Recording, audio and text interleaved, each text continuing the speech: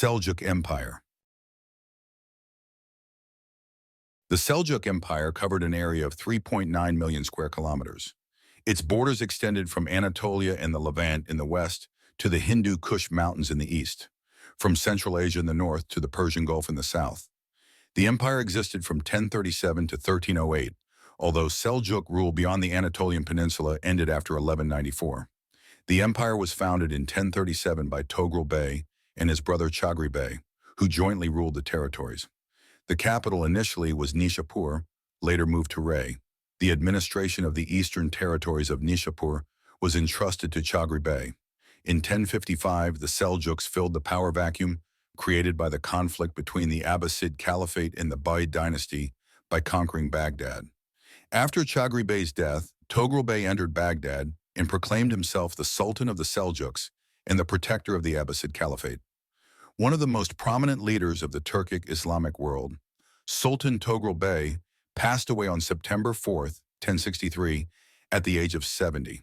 Since he had no children, the throne was succeeded by Tughrul Bey's son, Alp Arslan. Alp Arslan established his reputation as a skilled commander by capturing Herat a year after ascending to power. He restored order in regions of Fars and Kerman that had fallen into disarray. In 1064, Alp Arslan expanded the empire's borders significantly by conquering the territories of modern-day Armenia and Georgia. In 1068, he launched an attack on the Byzantine Empire, capturing vast areas of Anatolia. His decisive victory at the Battle of Manzikert in 1071 effectively neutralized Byzantine resistance against Turkish incursions into Anatolia. On December 8, 1072, Alp Arslan was assassinated in a conspiracy. After his death in 1072, Malik Shah ascended the throne. After ascending to the throne, Malik Shah faced attacks from the Ghaznavids and the Kirkanids on Seljuk territories. Malik Shah launched 3 campaigns in Georgia, compelling the Georgian king to acknowledge the authority of the great Seljuk Empire. Additionally, during his reign, Seljuk commanders carried out conquests in Syria, Palestine, and Yemen.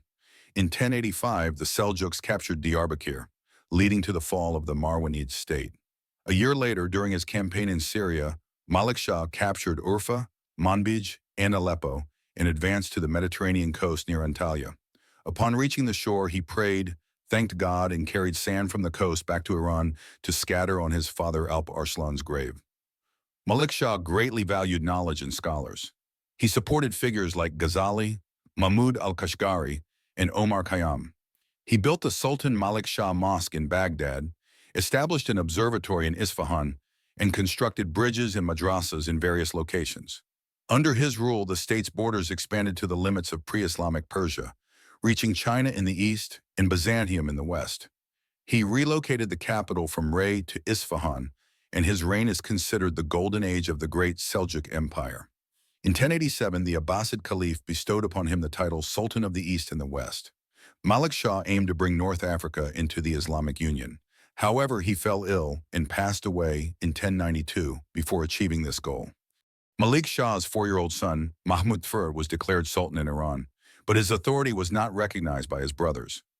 Barki Aruk in Iraq, Muhammad I in Baghdad, and Ahmad Sanjar in Khorasan.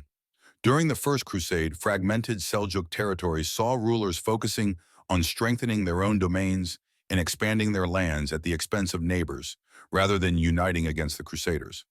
In 1096, the Seljuks easily defeated the People's Crusade, but were unable to halt the progress of the Prince's Crusade.